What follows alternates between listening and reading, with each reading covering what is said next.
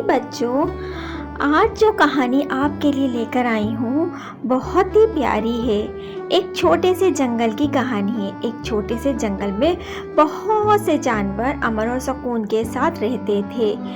خرگوش، ہرن، ہاتھی اور چڑیا جیسے مختلف جانور تھے۔ ایک دن کیا ہوا پتہ ہے کیا ہوا؟ ایک دن جنگل میں نئی لومڑی آ گئی جو بہت زیادہ چالاک اور مکار تھی۔ ہاں، اس نے جانوروں کے درمیان اختلاف پیدا کرنا شروع کر دیا۔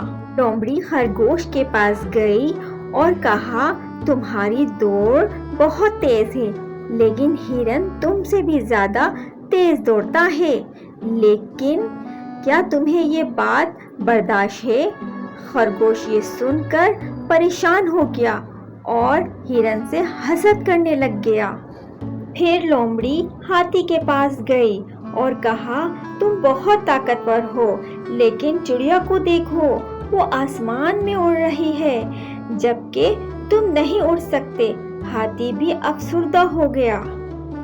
پھر بچوں، کچھ دنوں کے بعد جانوروں کے درمیان انتہائی اختلافات پیدا ہو گئے کہ انہوں نے ایک دوسرے سے بات کرنی چھوڑ دی۔ لیکن ایک دن چڑیا نے ان سب جانوروں کو اکٹھا کیا اور کہا، ہمیں لومڑی کی چالوں میں نہیں آنا چاہیے۔ ہم سب مختلف ہیں، لیکن ہماری یہی خصوصیات ہمیں ایک دوسرے سے خاص بناتی ہیں۔ ہمیں مل کر رہنا چاہیے۔ اختلافات پیدا کرنا اچھی بات نہیں ہوتی ہے۔ یہ سب سمجھایا اس نے۔ پھر کیا ہوا پتہ ہے بچوں؟ سب جانور نے چڑیا کی بات مانی اور دوبارہ سے دوست بن گئے۔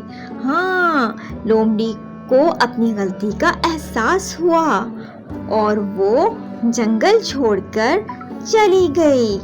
پھر تمام تر جانور ہنسی خوشی زندگی گزارنے لگے اور یہی ان لوگوں کی محبت تھی کہ وہ ایک دوسرے کے ساتھ رہنے لگے۔